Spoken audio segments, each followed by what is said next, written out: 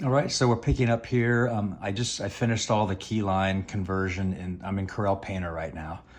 So as you could see, I redrew all that nice clean vector line in Illustrator that I exported.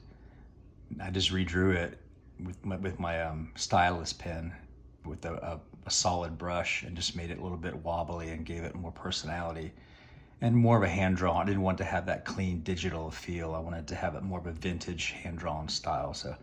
So yeah, that's my black plate, and you can. And only thing I didn't redraw is I didn't redraw all this fine little detail here in this because that would have been just a pain.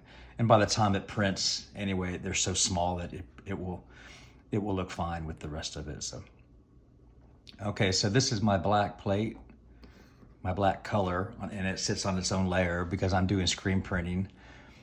This will be a 3-color job, so it'll be a gold, a blue, and a black. So this is the black line, and then once I get the black line all inked, I say ink, but it's digital ink, I guess. Once I get that all done, then I'm ready to do the color.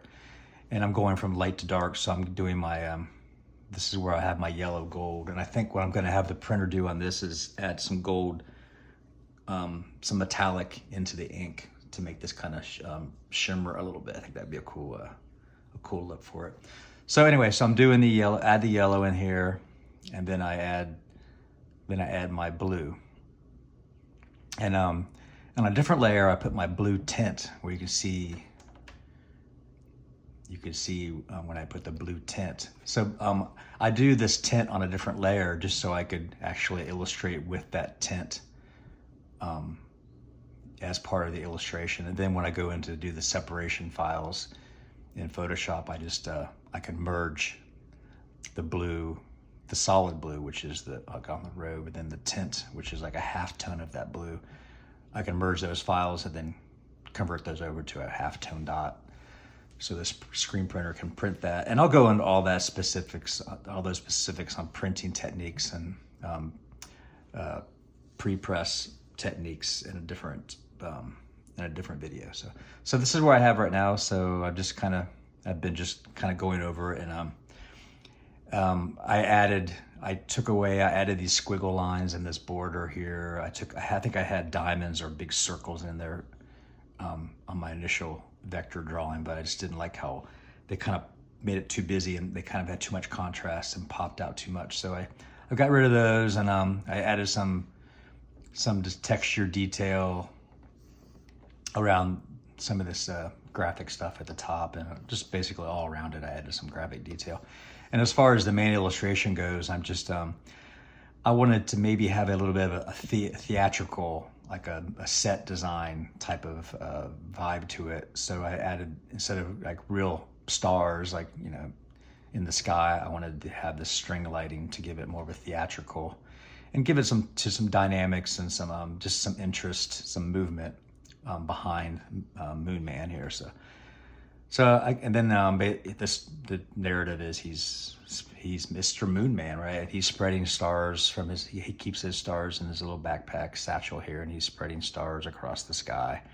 Then there's a young couple here who are on the romantic night, and they're basically just all about imagination and, you know, a storybook type of feel for this. And the lighthouse is just a reference to Massachusetts. This is Mansfield, Massachusetts, near Boston, and I just wanted to have something in that area, or something in that part of the country that kind of relates a little bit to that area of the country, the New England states. So that's it, pretty much. My printer will love me on this one because it is only 3 colors.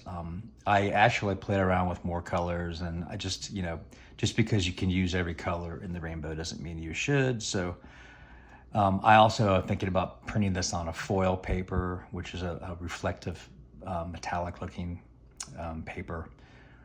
And if I do that, I think maybe I just have the printer not print yellow. So wherever you see the paper shine through here or show through here, that will be the foil. If I print this on whatever color paper or whatever foil paper I choose, or maybe even a gold paper, that gold will be where the white is here, which would be kind of a neat feel to it.